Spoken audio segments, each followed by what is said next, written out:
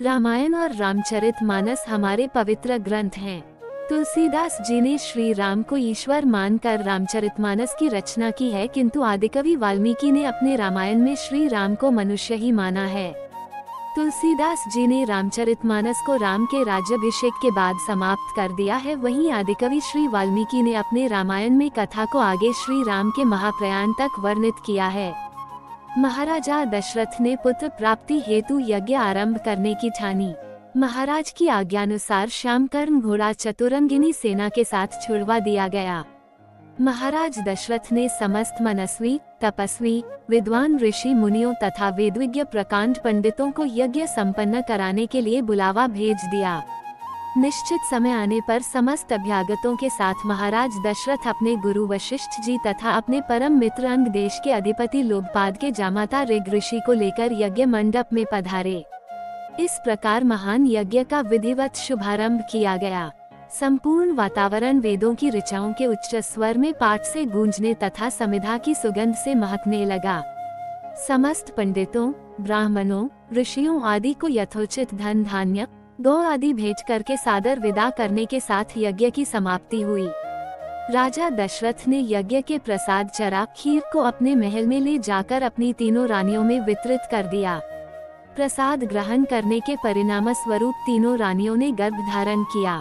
जब चैत्र मास के शुक्ल पक्ष की नवमी तिथि को पुनर्वसु नक्षत्र में सूर्य, मंगल, शनि, बृहस्पति तथा शुक्र अपने अपने उच्च स्थानों में विराजमान थे, कर्क लग्न का उदय होते ही महाराज दशरथ की बड़ी रानी कौशल्या के गर्भ से एक शिशु का जन्म हुआ, जो कि नील वर्ण, चुंबकीय आकर्षण वाले, अत्यंत तेजोमय, परम कांतिवान तथा अत्यंत सुंदर था।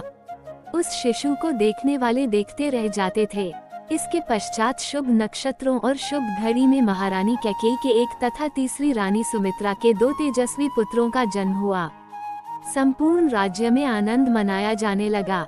महाराज के 4 पुत्रों के जन्म के उल्लास में गंधर्व गान करने लगे और अप्सराएं नृत्य करने लगी। देवता अपने विमानों में बैठकर पुष्प वर्षा करने लगे।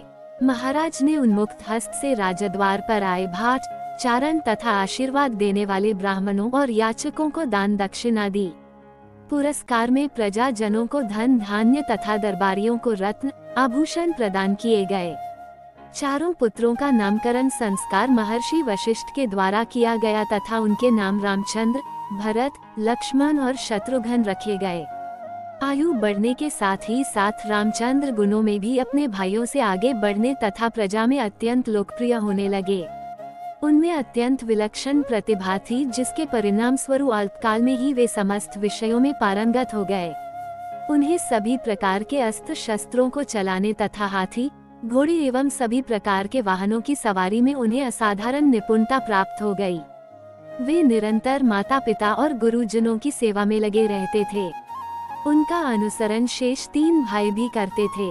गुरुजनों के प्रति जितनी श्रद्धा भक्ति इन चारों भाइयों में थी, उतना ही उनमें परस्पर प्रेम और सौहार्द भी था। महाराज दशरथ का हृदय अपने चारों पुत्रों को देखकर गर्व और आनंद से भर उठता था। आप सभी को राम नवमी की हार्दिक शुभकामनाएं। उम्मीद है कि आपको जानकारी पसंद आई होगी। वीडियो अच्छी लगी तो वीडियो को लाइक करें और चैनल पर पहली बार आते हैं तो सब्सक्राइब करना ना भूले। धन्यवाद।